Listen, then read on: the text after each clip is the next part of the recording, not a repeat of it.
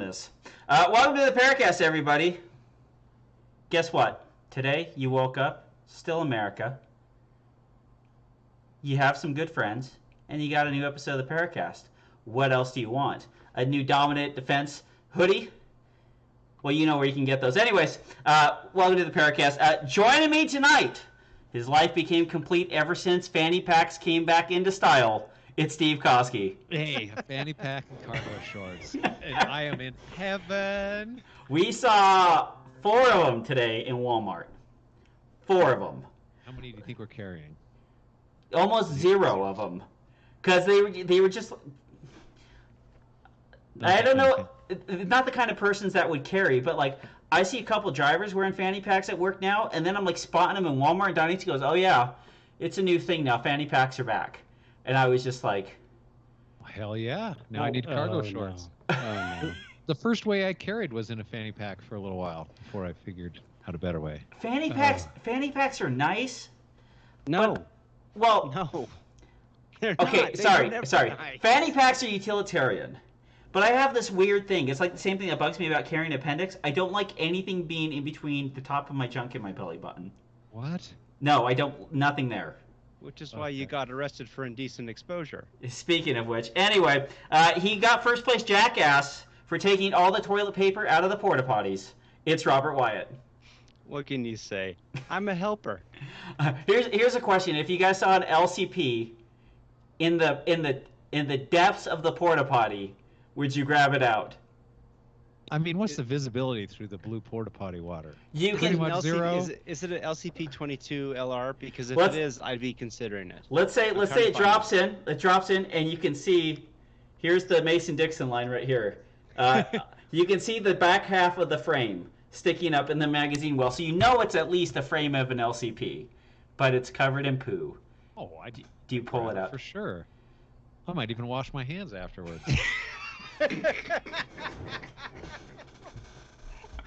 There's just the next person who comes in, there's literally just hand sanitizer all over the floor and like toilet paper wiped everywhere. The problem is Steve walks out, his hands are suddenly blue. What was going on in there, sir? Hey, there are no questions that are ever asked in the porta potty. We learned this in. Well, then you got like your nose starts itching and you like wipe your brow because you're sweating so profusely in there. It's like blue streak. That's the name of the episode, everybody. The blue streak. Blue streak. Let's write that down. The blue streak. Anyways. Yeah, so we just got done shooting. Well, last weekend we just got done shooting the Utah State. Barry's, what's the fish name? Barry's Manufacturing presents the Utah State Championship 2021. Yeah, so the yeah, Utah, we just call it Utah State. Yeah, Utah State. So That's all I got. We went there and shot that, so we figured we'd break in. Well, let's talk about what we did in guns this weekend. This week. So yesterday I went out with one Alex we went out and we zeroed my Jaeger Works Glock 17. You say it came in? Why is there a hole through it sideways? A hole through it, so that's so you can hang it up. Look, I can see your head through the hole in the what? In the dot in the sight. Look. Oh yeah, right here. This little dot. So you can hang it up on a coat hanger. Or something? It's so you can spray paint it. You can hang it up and you can spray paint it. But yeah, it finally came in. We got it all worked out. It's got a 6 MOA dot. The window's not big because it's an RMR, but it's far enough back. Onto the slide, it looks great. Came out great. I got my irons in front, and you can barely see them through the dot because this back part of the sight, the rear of the RMR, when you have another set of sights, it's much higher, and so literally it blocks most of the backup sights except for the very top of the sights. So it is pretty nice. But if you don't want them, it's a Glock. I can take them off and go from there. But it was very fun. And I mean, the backup iron sights, they're nice when you're not very good with the dot, when you're still in that learning mode. Or they provide that. What are you trying to say? Just say it. Say it outright. Say it out loud, Robert. I'm saying that I happen to actually really like the iron sights on my Beretta because they were very helpful to me when I was trying to relearn a dot. 4 years ago. Well, the other part too is like, what was it, that new Holosun, the Vulcan? I think it's called Vulcan. Yeah. But it's got a big, huge like a bazillion MOA ring around it or something like yes. that, and it'll tell you if you're like, off to the right, off to the left, or whatever. Yep. But that's, and so like I'm gonna buy one of those on Thursday. I'm gonna buy one of those ACSS Vulcans for another firearm I picked up. But if your name was like Brett Thomas, and let's just say you're shooting Magnus, and it was like stage 2, and your Delta Point decided to shear itself off of the back of your X5, having a setup as they are wont to do, having a pair of backup iron sights so you're not guessing at the rest of the stage, probably is not bad. I mean, I can envision a sight setup that would be like regular size sights, so you couldn't co-witness them, but would be like in case the thing shears off, you still have some sort of iron sight, because then they wouldn't get in the way. But anyways, see, you just have to be like Rob Chavez, and when you shoot it off, you then shoot it while it's in the air, because that's pretty up and awesome. Pop, it's just like, how much did this mask cost you? $500. Fire shot. He had a sight come off his gun and managed to shoot it in the air. Dude had a Delta Point. The Delta Point comes off, and on the second shot, he actually shoots it. Oh my It was God. pretty cool. There's an awesome video of it. It's really cool. I gotta find it someday. I think it's on the Instas, but Well, how's that going to go in the warranty department? dude, they totes replaced it. Think about it. If you're Delta Point, you have to replace that. I mean, because that's just epic. That's Yeah. lore. The story is worth the cost of an optic. Well, the one thing too is like once you have like a viral video of you shooting your optic off your gun, and then you post and send it to Delta Point, and I was like, look, we tagged you in it on your social media, and the customer service representative looks at it and goes like, we'll fix that. We'll fix that. And if you're It's like Dylan Presses. Hi, I accidentally drug this behind my truck for 4 miles. That's all right. we'll fix it. That's all right. Just send it in. Box it up. And so the other thing that came in, we picked this up on Tuesday. This is the IWI Masada. So Which, in English, So basically, it's a Glock knockoff, right? Well, that's the funny thing. It is or it isn't. There's nothing special about it, except for that it's does it take Glock magazines? It doesn't take Glock magazines, but So it's worse in every possible way? possibly. But it is a $400 optics-ready striker-fired gun from a reputable manufacturer, and so Isn't Who's that the a Canic? manufacturer? IWI. They're reputable? Well, they made the Uzi. I mean, they're the right up there Galil. with Taurus, right? No. IWI makes everything for Israel, and Israel uses it. But the interesting thing is But they made the Tavor, and I think they're abandoning the Tavor because the M4 is a better gun. No, they even make M4s. They have everything over there. But anyways, I'll tell you guys will get your laughs in it here in a second. Don't worry. But It's all good. It's all good. So here is their optics cut, and the interesting thing about the optics cut is it has a T cutout on the top. And then what happens is you have your plates, and they send you all the plates. They're plastic plates, but the plastic plates set into these bosses, and then to see how it has these two sets of that are tapped for different sets of optics. So basically, CZ's been doing that for a while now. Yeah, and so basically you can set on, it comes with all the plates, you set on an optic, you can screw it in, and then it's good to go. So Yeah, I like it. It's a good system because the plate's not being held, what would you call it, laterally, I suppose? Yeah. By the screws. It's actually the metal material is holding it in place, and then the screws are essentially just anchoring it down. It's a pretty smart concept. Yeah, and then it also uses one of its extractor pins as a recoil boss for the plate as well. So it's kind of an interesting little setup. It's got a great trigger. I don't know if they copied CZ or if CZ copied somebody else and everybody's just like, well, this is just a darn good idea. Yeah. But it looks really similar to what the optic ready shadow P10s. slides are. Yeah, well, and I think they're on the new P10s. They're kind of getting like that. So, anyways, it's got ambient controls, whatever. It's like it's a good service pistol. So we went out there, and I heard that some people got ones that were light striking. And we went out there and we shot it, and me and Alex find out that I got one of them that was light striking. So were you using rifle primers? No, we were not using. I was using my Federal primers, and then the other part too is like I had a Vortex Venom on it. And it looks like that Vortex Venom, something's wrong with it because we couldn't get it to 0. So it was light striking, and we couldn't get it to 0. So I sent an email out to IWI. The Vortex doesn't work. This is my shocked face. Yeah, I know. Yeah. This is the shocked face. And so the whole plan was to put a hollow sun on it anyway. But I figures like It's going to take 12 weeks to get another gun in. This is $400. The grip gets pretty small, and I could put. Does it have what do you call it? Back strap? Yes. Extensions on it. Yeah. So the whole back half of this grip comes off.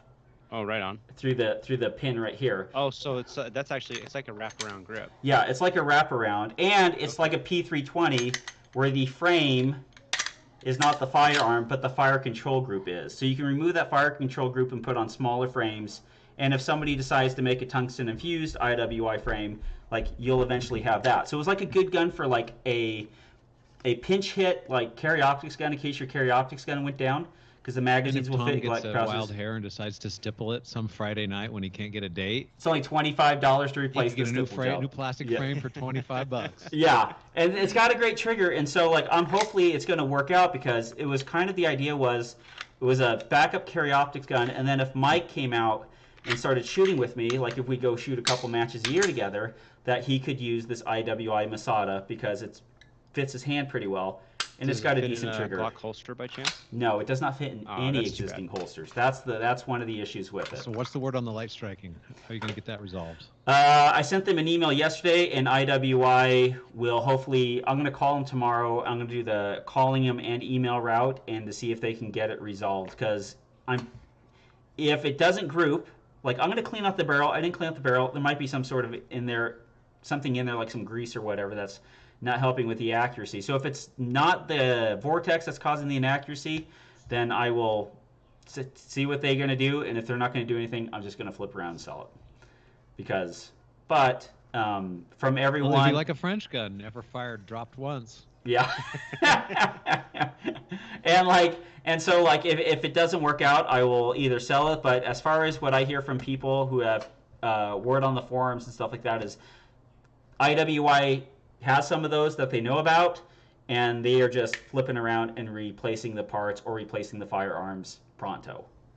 So hopefully that's the case. That and $150 will get you a Glock 17. No, $400, $150 does not get me an optics ready Glock 17. $550 won't. Are they Nope. $600? $730 will get you an optics ready Glock 17. Oh, Really? $550 and a blowjob. That's the ticket. Those are I don't only know where you're buying your guns. I don't know where you're getting those from, because those are normally $20 on the street. Anyways, Robert, go ahead and what did you do in guns, and then Steve will talk to us, and we'll talk about Utah State. I finally started loading all the bullets that I need to ship to Area 4, which I'll then take to Georgia State. Other than that, it was a long weekend, and I was kind of tired, so I pretty much didn't do much beyond that. I actually signed up to go shoot. Slipsa, and I woke up and Andrea wasn't feeling good, and so I ended up like, well, okay, that's fine. We won't go. And it turned out to be a good thing because it rained cats and dogs at Slipsa, which, shocker. That's kind of fun. It was just overcast at the farm. Perfect .0ing weather. Just overcast, nice. A little sprinkle every once in a while.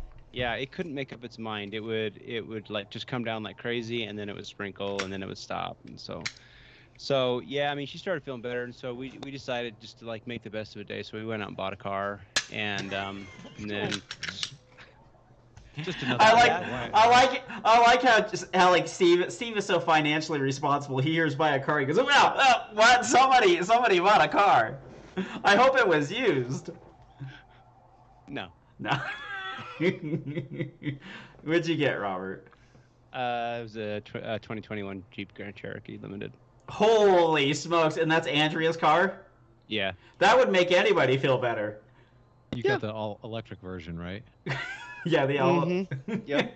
Yeah, it's really good. You push the button and the electricity starts the motor that runs runs. It's really nice.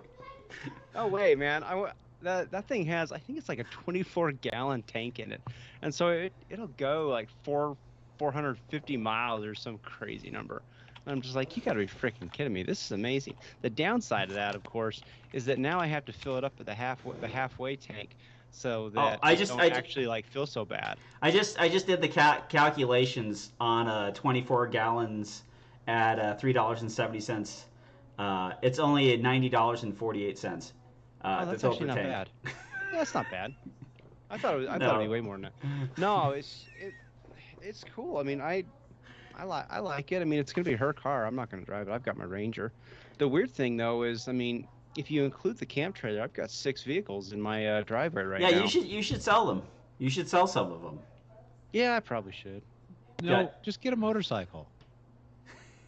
Yeah, Just I'm keep not buying. really a motorcycle kind of guy. I don't know where I'd That's put all the right. motorcycle. You can't drive 6 cars either. Listen, I could find a way to drive 6 cars.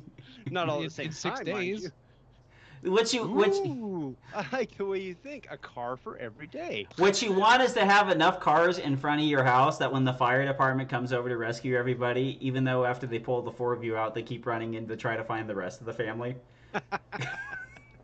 Oh my gosh. There's like 12 adults who live here. The car to human ratio in our house is vastly outpacing. No, I think we're. Go ahead. Oh, I was gonna say we're gonna get rid of the Explorer and the Audi, and we'll just have the 3 cars left over. When we first moved to Walla Walla, my wife went out to some country bumpkin's house where they have all these disabled cars. Yeah. Kind of like Robert's house, except his car's probably run though. And she said something like, "Oh, are your parents having a party?" Because there's like 8 cars around the house. No. The things you learn when you leave. That is a very nice, very nice young LDS thing to say when you pull up to a disheveled house. It's like, oh, everyone's here having a party. It's like, no, sister, these are all ours, baby. These only one of these runs. The rest are used for storage. I mean, or bank robberies. We buy cars and we hang on to them forever. Yes. Generally speaking, I mean, it's like, I remember a long time ago reading like that book. What was it, like The Millionaire Next Door? They said there's 2 ways to look at it. You either buy used, because you let somebody else take the hit, or you buy new and you keep it forever. Well, we're in the keep it forever. No, that's how I am. Like we haven't had a payment for 15 years. Yeah, it's like I would really like a new car, but I don't want a car payment. So when the CRV started having transmission issues, they are so expensive. Have you looked at what a new car costs? Oh yeah. It's just like even like a sensible Civic. I was just like, well, I don't want to have to clean the seats. Can I get the leather package? Just like, all right, it's $28,000 for a Honda Civic new. Well, it's got lane detection. The Jeep wasn't that bad. Well, think about it this way. What was it, Robert? With tax, title, and license, what was it all in? It was cheap. It was only like $46,000. Excuse me, I'll be back in a minute. That's 2 kidneys in South America, by the way. You could change lives with that. Well, think about it. Let's see. Okay. Hold on a second. Which house has 2 Pelotons in it? Raise your hand if you have 2 Pelotons in your house. Anybody? Anybody on the podcast? Well, only one of them's registered. Only one of them has an active subscription. Well, okay. Here's the funny thing. Okay, because people talk about this. Like we talk about like guns and shooting stuff like that, and everybody's like, "Man, that's so expensive." And you're like, "Yeah, it does cost a lot of money." But I have no other hobbies in life. Like I don't go snowmobiling. I don't golf. I don't ski. I don't do any of that sort of thing. Yeah. So like all my money goes into this one area, and yeah, it's a lot of money. But have you ever seen how much a snowmobile sled is? Those things aren't. Oh my gosh! When you see the people driving around with the toy haulers, they got the toy haulers and they got all the ATVs in it. You start to look, it's like that looks like it'd be fun, like one of those four-seat ATVs, and then you punch it up and you look, it's like $18,000. Yeah, and the trailer's probably 12. Oh, I know. It's just like what? Hold on. You gotta license the trailer. Yeah, license trailer. Hey, but babe, how are we gonna pull this thing? Where are we gonna store it? Where are we gonna store it? We need a storage unit. And we gotta have a covered storage unit. Yeah, and it needs to be locked up and secured. Also, I might need this Ford Raptor because this Ford Raptor is the only thing that I think that could pull it. And you say you don't like the big trucks, so we'll just get the most expensive medium-sized truck we can get, and then that's how you live that lifestyle. But anyways, okay, Steven, what'd you do? Since the state match has been over, nothing. Tyrell asked Tom and I if we were going to shoot slips. We pretty much just we ghosted him, like, no. Because I shot all day Friday, which was fun and terrible at the same time, and then we RO'd Saturday and Sunday. Yeah, Steve, mistakes were made on that Friday. I'm like, I think I'm done shooting for a few weeks, so. Yeah, I hear you. No, nothing since the state match. So let's talk about the state match. let's start with you guys because you guys started earlier, and then you guys also RO'd, and Steve had an eventful stage for range officer officiating. So let's go there.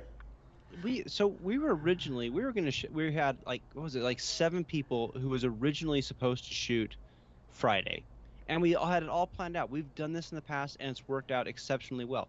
Like, we'll get in there, we'll have 7 people, everybody's kind of working, but at the same time we get through and we get it done pretty quick. And we show up there and then people are like, oh yeah, I'm gonna be on your squad for the day. Okay, 8's not bad. Then another person shows up, 9, 10, 11. And then we're like, okay, it's a full squad for the day. It's good thing you're only shooting 15 stages. 14 stages. Well, at Chrono too, because Chrono does take time. So. Well, yeah, and it took us a while to get going anyway. We got a little bit of a late start. We actually started shooting at 9:30, but even then, I mean, by the time we were done, we actually had at one point 13 people on that squad, and so the day went by so freaking long. And like, our very first stage was Chrono, because I always like to find out if I'm going to be shooting for fun or not. And I'm glad we went, because when we showed up to Chrono, the Chrono was running just a touch slow. How slow do you say? Well, I had 138 power factor at West Virginia the week before. Came home, left all the bullets in the box, brought that same chunk of bullets, sent them over their Chrono, and it was 130. It was slightly different. Well, good thing you had plenty to play with, Steve. I went 126.7 out of the original Chrono. But didn't they bring Tyrell's lab radar? Yeah, they brought the lab. On the second day? Yeah, Kenny Terry showed up Friday, and he shot across their Chrono, and his 173 was like 159. You're like, okay, something's wrong here. And so he shot like 3 guns, and they're all coming in low. Meanwhile, and so he goes home and he grabs one of his Chronos, and he comes back and boom, 173, perfect again. And meanwhile, somebody goes and makes a post to the NorCal stage, or the NorCal Facebook group apparently, and like, hey dudes, the Chrono's running low. How low? Really effing low. Most of you are going to fail at Chrono. And so that kind of like got a little bit of people agitated for some reason. I'm not sure why.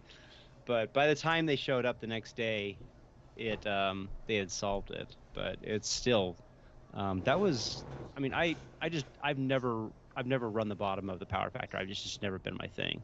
And so, I mean, I'm always running generally. Let me tell you, it's not fun.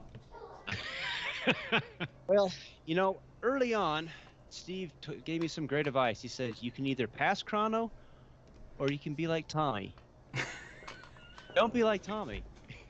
Well, I'm happy I'm happy I have a Chrono. I chronoed at 140 on Sunday, so you guys shot it on Friday. I chronoed at 140 on Sunday. That was the second chronograph. That was the second chronograph. Through the first chronograph at 140, they were like plus P plus. Yeah. Because what happened was Tommy found out that it was running slow, and he's like, "Hey babe, can I borrow your carry load?"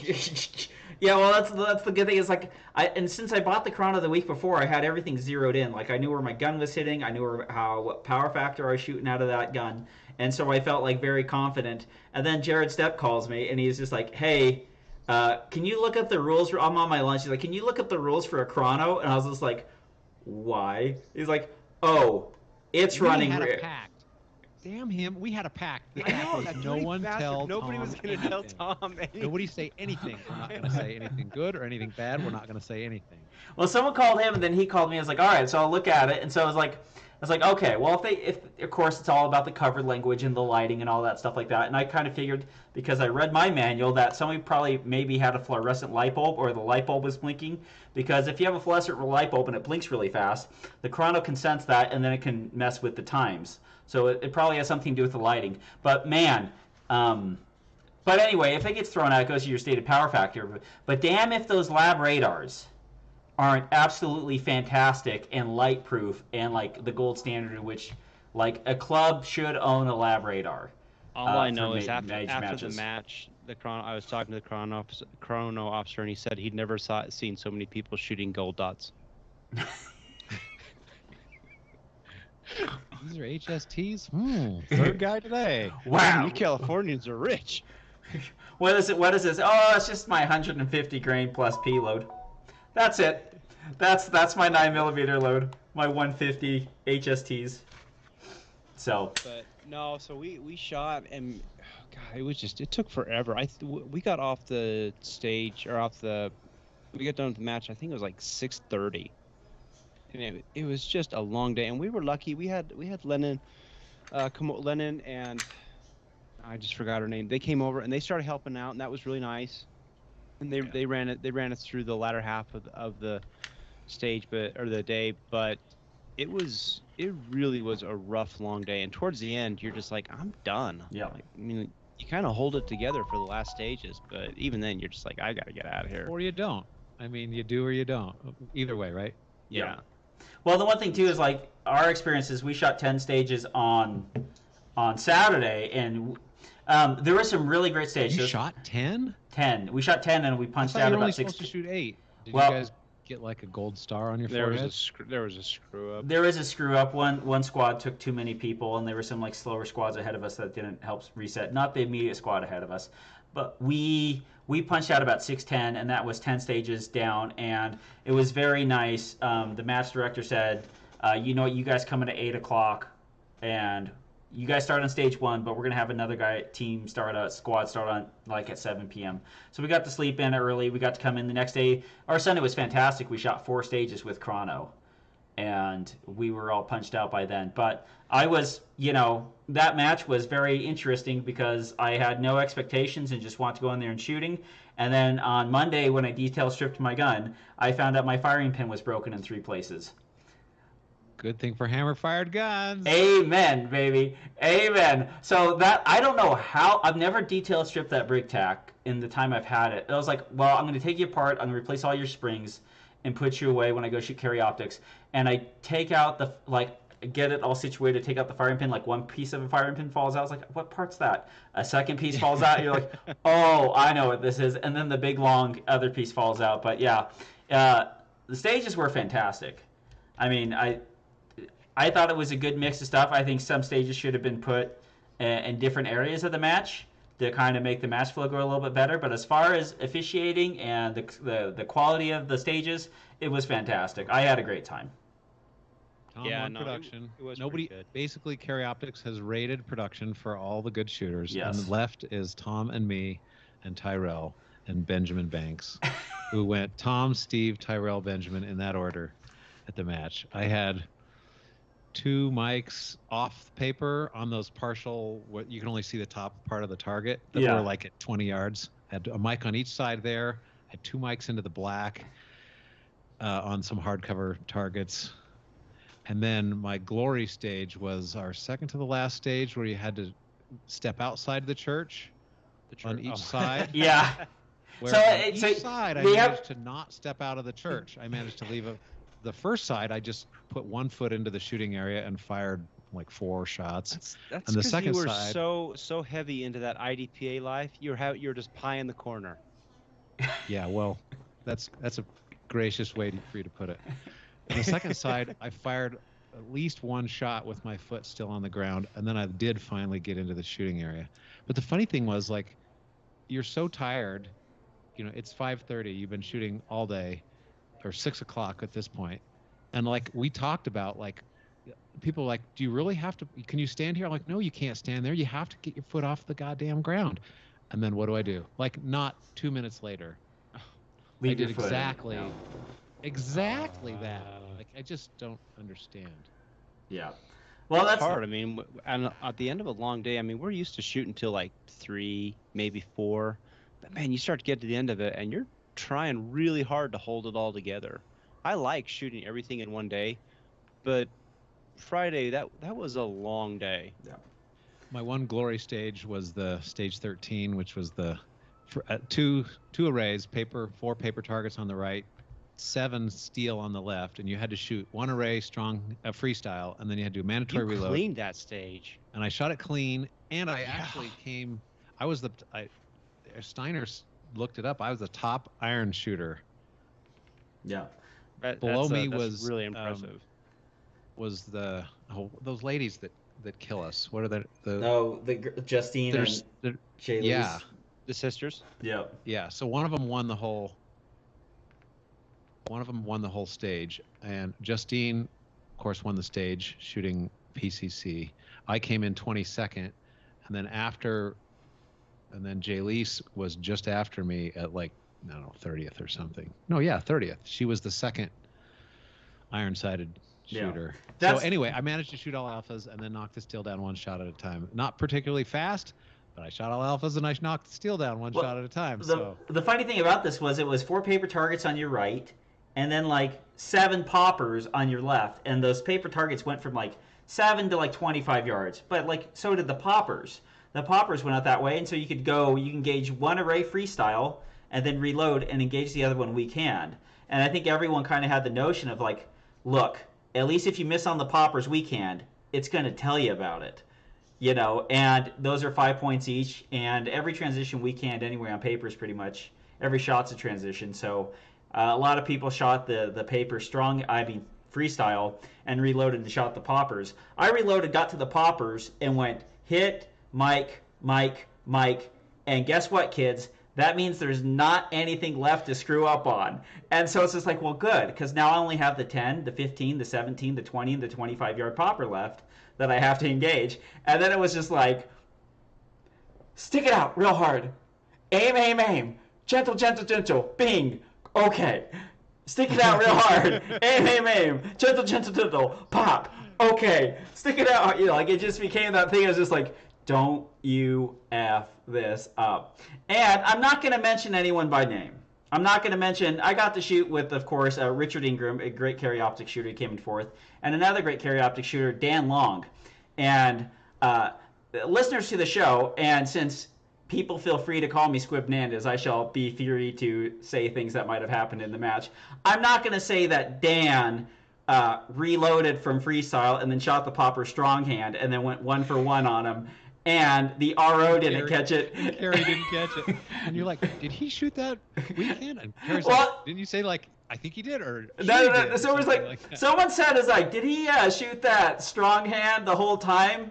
And everyone's like looking at it, going like, "It looks like that happened." We're like this, and Carrie's like, "It went so no, it just seemed like that way because it was going so smooth." And then we just all sit there and look at Dan, and it's like, "So, do you want to look at the video, Dan?" He's like, "I haven't looked at it. I'm not going to look at it." It's just like, just walk away. On that same stage, Gabe Johnson, who won single stack, another depleted division. I'm not saying Gabe, you won that. Like, fair square. Yeah. But it's like production where there's like 11 there shooters. was just nobody in it. Not a lot. I think production had like 9 shooters in it after everybody DQ'd out of it. Maybe. Yeah.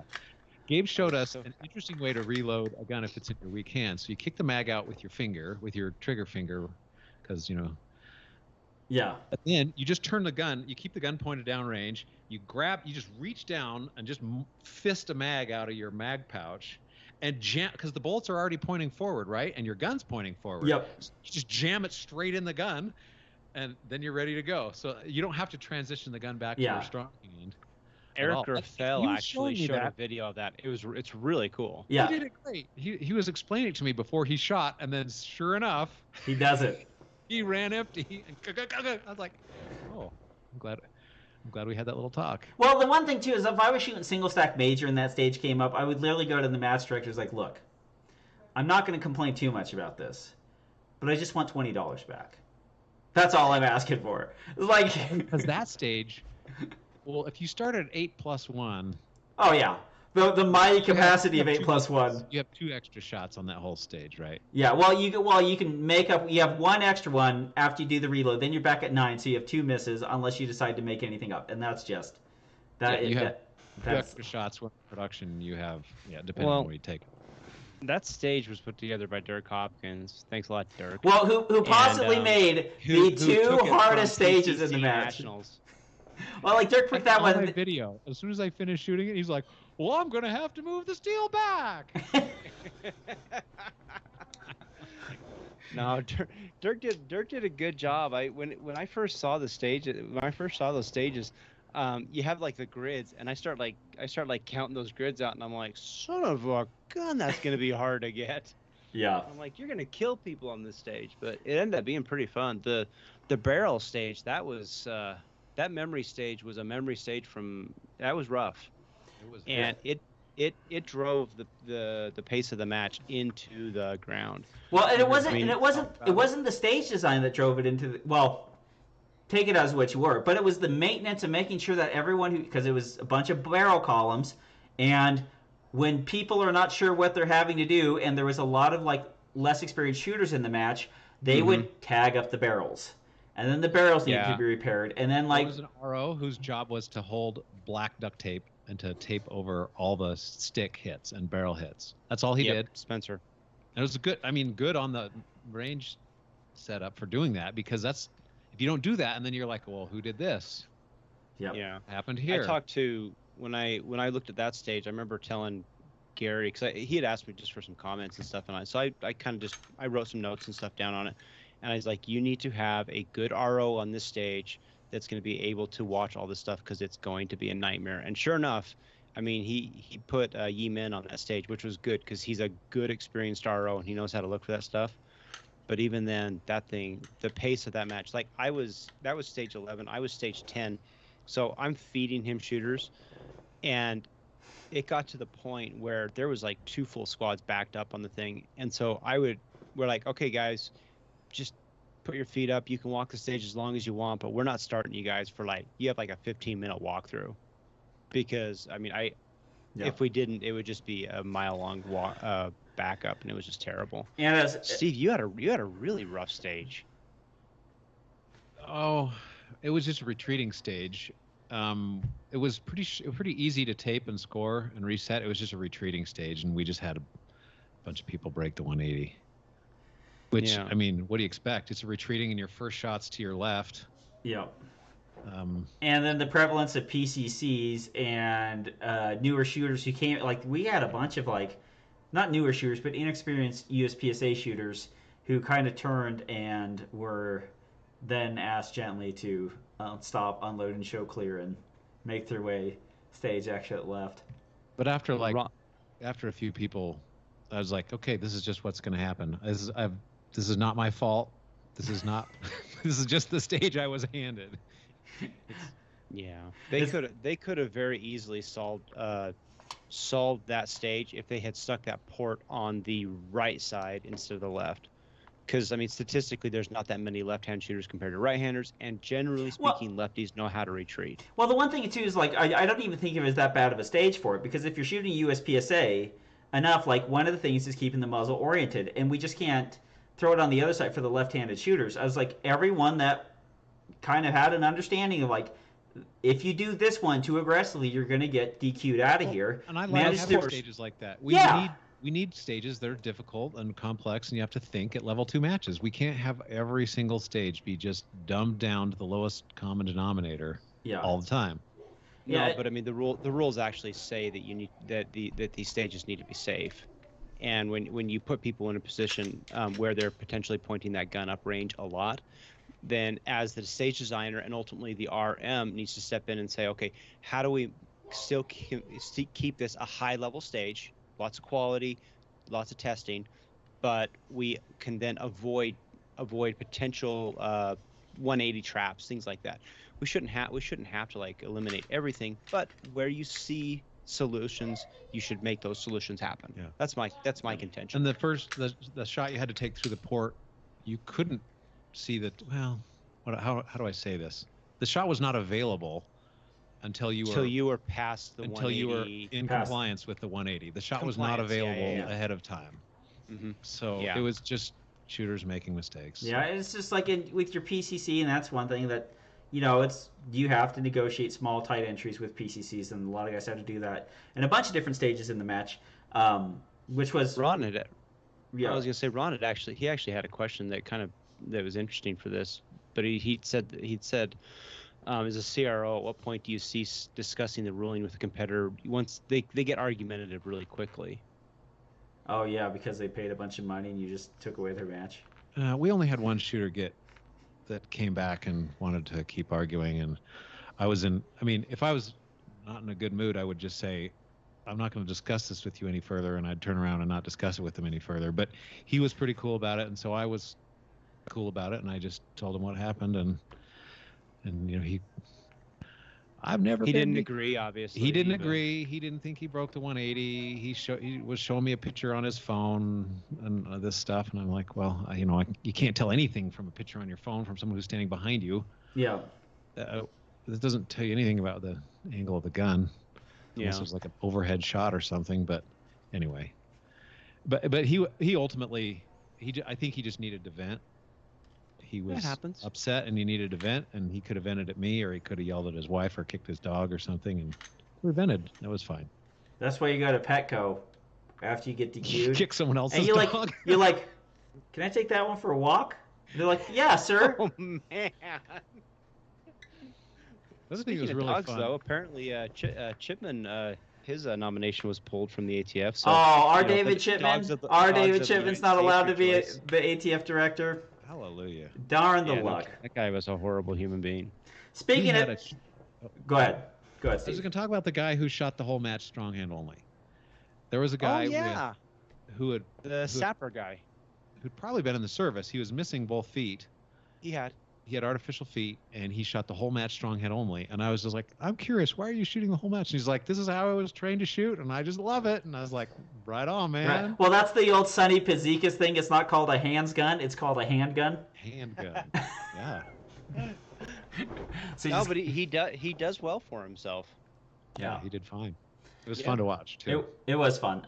Anyway, speaking of great things that were happening there, I ran into one Jason Bunderson, owner and the lead proprietor and maker of all the fine belts at DominateDefense.com. He gave me the sweet-ass... Stand up so I can see it. Mine's... There we go. The sweet-ass hoodie. And he did dominate. Tom dominated. Tommy, had his neck on production. Well, he didn't even make 94%. Well, there was only two people who shot over 1,400 match points, and that was Justine Williams with the PCC and Tom Nelson at 100 seconds slower than cheated in production. Gravy, way to go, Tom. Yeah, so I was like, look, it's like, Tom, you haven't been practicing, you're not that good, but you know where your gun's hitting, just shoot the freaking alphas. And all my mics were on, I got a mic on a max trap, I had 3 mics and 3 deltas for the whole match. I got a mic on a max trap, I got a mic on the last shot in the black where you shoot it and then you start doing the unload and show clear, and then you see the mic and you're just like, yeah, and then you go to do it, and then you're like, you don't do that, dummy. 2.5, 3.5, 4.5 seconds have elapsed, and you're like, ugh. And then the last one was on a field course on a tux, and it was like a 25-yard shot, and I put the sight on there, and I went, good shot. We did it, and then that point on a tuxedo where you hit it in the black, and there's just the wisp, of a little black line in between that and the scoring zone, and you're just like, well, poo. Okay. I had a shot that was in the black that was so close that Robert gave me a C. Oh, yeah. Talked about that. The Target scoring company, they did a horrible job. Or the Target manufacturer. So they made the tuxedos.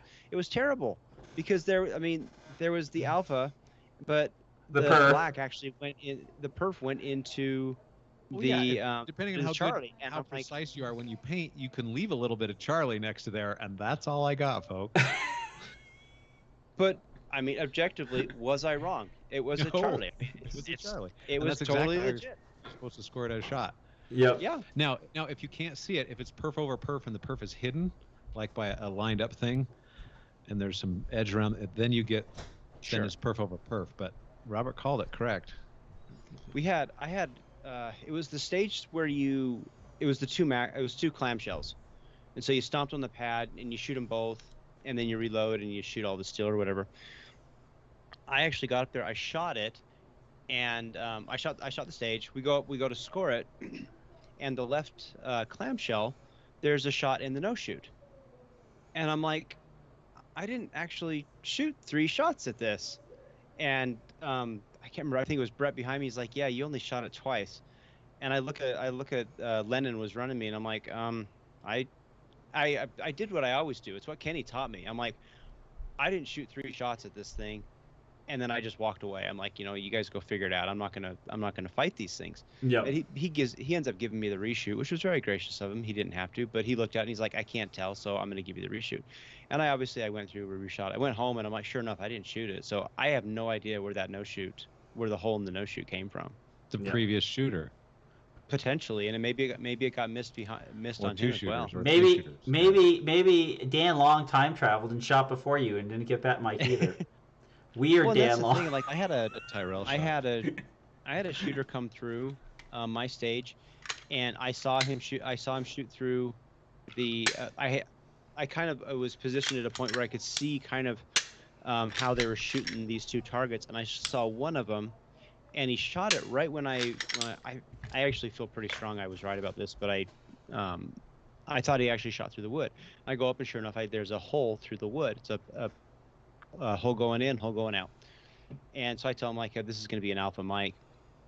And we're talking about it, and he's like, well, I see this one here. And there's this little tiny edge hit just outside the D zone on this other target. And he's like, well, I think that's what I died. And I was just like, well, I'm pretty sure this is what it was. But because I didn't have that, like, that kind of that hand of God, I absolutely know beyond a shadow of a doubt. I'm like, yeah, I'll give you the reshoot. Kind of, it turned out it didn't even matter because he went through and he shot the stage and he still alpha mic'd it. So I'm like, well, sometimes you win, sometimes you don't win. But we had one arbitration at the match. Somebody tried to arbitrate the clamshell stage, and it's kind of funny because they let him arbitrate it, saying that the clamshells weren't activating correctly, or weren't activating consistently activating. Yes, I ran into that on that stage myself. Right, and here's the funny thing, and the RM will probably disagree with me, but I think I'm actually right on this. They should never even have let him turn in that arbitration because he actually shot the stage. Well, he didn't do it immediately either. No. If you shoot the stage, if you see something wrong with the stage and you then shoot it, it's just like you saying, well, you shooting at a popper and the popper doesn't activate correctly, and then you shoot it again. You can't come back and say, well, I want to have a reshoot because this thing didn't activate. You assumed, or when you shot the stage, you said, I am fine with how this accepted the stage. They should never have taken his money. They shouldn't have even let him file it because that's a part of the arbitration. You can't even file it if you've already shot the stage. And so congratulations to Eric Steiner, who came in second to Justine Williams. Yep. She shot a PCC and smoked him. He came in at 88% of Justine. Wow. Well, to be fair, I mean, that strong hand what, weekend 16? steel Is stage. she 17? Yeah. She's still a junior. When you're 18, are you still a junior, or when do you stop being a junior? When you turn 18, or when you're... I don't know either. Who knows? Yeah, she shot great. Matt Hopkins, of course, came in and won CEO. Thank goodness for that he shot CEO, or he would have just stomped us all in production. That was fun to have him. Yeah, it was fun to have him. Oh, just a heads up, guys. Anyways, got this Dominate Defense T-shirt, sweatshirt. Jason came by. We all ran the belts. Once again, the best belt. There's pieces of equipment that are out there where it's like once you get them, it's hard to go back to anything else. Dominate Defense belts are one of those things. Oh, for sure. Dude, my other belts are just gathering dust. There is no better belt that you can tighten before stage to get exactly how you want it. And two, when you see the 2-hour wait, you're like, thank God I have this belt, because you just ratchet it up to being loose. You waddle around for a little bit. You put your gun in the bag. And then it's so easy to get on, so easy to get off, and then so easy to get it exactly the way you need it for when you shoot. It is worth the price of admission, but even if you don't think so, you can use the promo code PARA10 and save 10% off that price. So head on over to DominateDefense.com. Also, Precision Holsters, one of those pieces, like you guys know I love that Safari Line 5198, but I was dry firing with my new Glock in my 5198, and then I was just like, that Precision holster is a much nicer it's a much nicer holster. Steve, did you use yours for the match? No, I've just dry fired with it. I haven't shot it at a match yet. Yeah. It is a slick holster for sure to be out there using it. But yeah, so head on over there, same promo code PARA10, get 10% off your Precision holster. I'll get one for my Glock, and then head on over to gallonbolts.com, use promo code PUPRO10 and save 10% off your first order. All right, should we hit the Telegram questions, or do we have more? And I lied. Eric Steiner was 95% of Justin. No, you should have left it at 80-something. He would have he would have tried to call us or something. Yeah. Yeah, let's do them really quick. From Dave Blanton, should random shooting order be the standard for competitive equity's sake? No, it's a I pain. don't. It's a pain in the butt because if it's random order, then every single time you go to a new stage, they're having to deal with the randomness of it. No, just let it be first name last or last name first. Doesn't matter what. Let it be consistent through the entire match. Yeah. Oh, well, and the problem is too. It's like, okay, so you're first on the first stage. All right.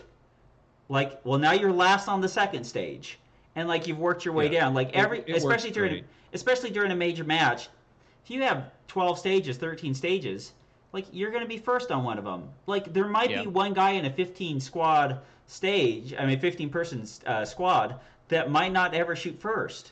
But It's like really, I think I have done it at major matches, but sometimes it's fun to shoot first on every single stage. If the squad agrees, just say, "Can I shoot first?" And they'll be like, "Sure," and then the rest of them will go through a normal rotation. Yeah. That's pretty fun. Well, the one thing too, it's like you think about it this way. It's like as a competitive equity thing.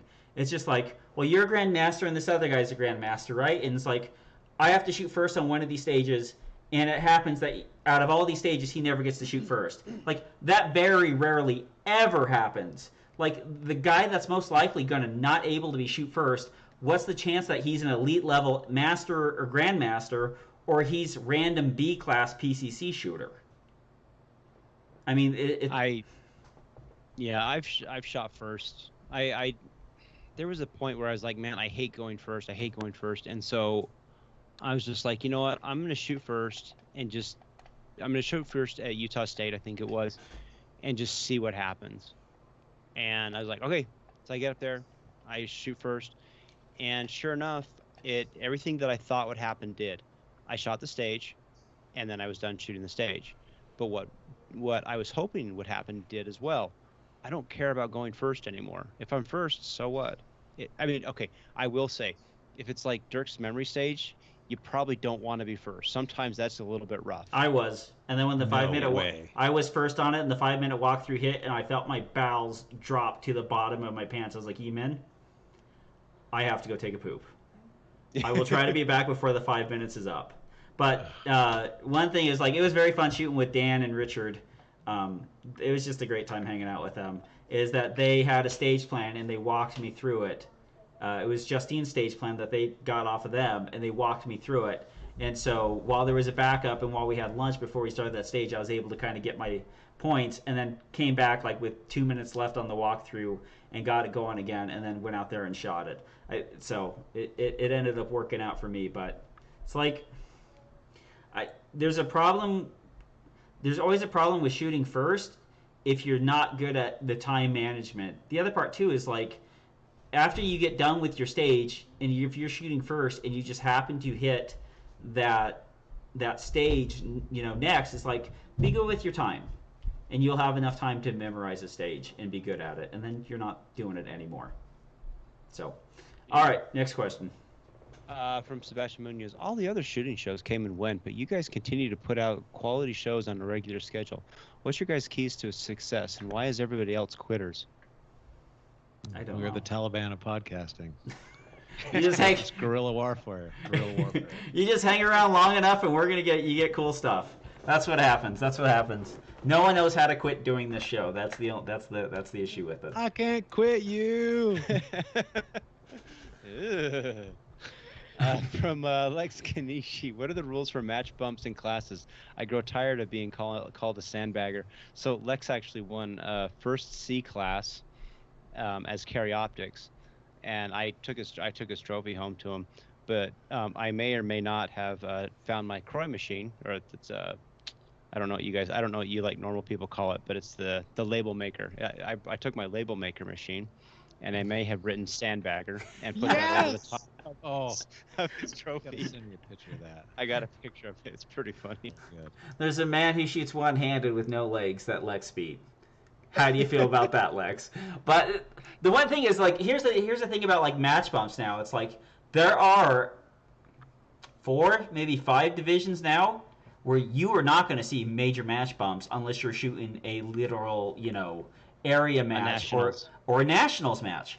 Like single stack, you going to see that? very unlikely. Production, very unlikely. I don't know the exact Revolver. rules. Does anybody know the exact rules? There has to be enough people in your division and classification to get a bump, right? It's something like that. I think knew it three was, is like and I've so long forgot it's like what is it about like three for a trophy, 3 for one trophy, 5 for your second trophy, 7 for like a third or something like that for that.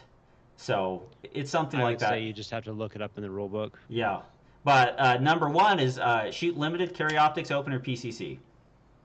Like That if would you be the key. if you would like to get if you're C-class shooter and you feel like you're at the top of your skills, it's like, well, that's your division now.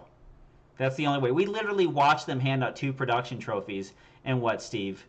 Only about 19 carry optics trophies. Like the entire left half of the table was carry optics Half the trophies. table was carry optics trophies. So, Yeah, I mean the low cap divisions are dead. Gosh, I hate saying that, but they're dead. Then that sucks. yeah. But production is gone. Yep. And I wish that was not the case, but it is gone, and I don't know how you resurrect it. Even if they go to 15 rounds, I don't see it being resurrected. Yep. Last question from Rob Moreno. Hello, gents. Congrats to Tom, Steve, and Tyrell for your production wins, and Kenny for beating Gianni. Robert, well done on your carry optic performance. Thank you for your T-Swift on your stage. That's right. Everybody that got to come through my stage, they all were serenaded by Taylor Swift, because I'm a caring RO. And I will play Taylor Swift for your walkthrough. You are. And what was also great that Slipsa did that I was carrying is they installed sunshades on every single stage. And I hear Dirk Hopkins did a lot of that work. And so Dirk is a very loyal listener. Like, listen, like, Slipsa's great. And the sugar on that cake, the cheese on the hamburger is Dirk Hopkins. So it's like he's the cheese on the Slipsa hamburger. And so, and you know, and like, for match directing Gary Hansen's first match, you know, he did a good job. Well officiated, great stages, you know. Ice water on the bays. I mean, that's worth something. Sunshades, and like he did a fantastic job, and it was very pleasurable. And on the memory stage, when I was making ready, I think Gary was running me. I was making ready, and you know you're not supposed to leave like 2 steps out of your make ready stage. And I threw a magazine to the other side of the berm so I could get another look at a target. And he could have just like, you're not getting that. And I was like, you're right, Gary, I'm not picking that up. And then Yeeman grabs it and throws it back to me, you know, and I take the dirt out of it and I stick it back in the mag. I was like, fine, I won't get another look at the target. I forgot where it was. Here we go. But it was a great match. And for those 2 gentlemen, it was absolutely fantastic. Except for the memory stage, Dirk. Except for the memory stage. Hey, I only happened to get 100% on it. And listen, it was only worth like 68 match points for me. So thank you, buddy. Thank you. And don't do it again. Is that it, Robert? That's all of them. Awesome. We get to end the show and get you guys off to your obligations at 5 p.m. So once again, everybody, thank you for listening. Thank you for downloading. Thank you for subscribing. Thank you for letting the words out and being class acts. We appreciate that from all you guys. So for Steve Koski is on the list. For Steve Koski, Robert White, I'm Tom Nelson. Kenny's out of cabin, enjoying his life. With his kids hugging him Apparently he's working on his deck. Listen, if you could work on the first one, that would be everyone's hobby. Anyways, thank you for listening, downloading, subscribing. For Steve Koski, Robert Wyatt, I'm Tom Nelson, bidding you peace, love, and soul as we depart unto the open waters of the Sea of Life on a little tugboat we like to call the PARAcast. Hasta la vista, baby. Good night, everybody.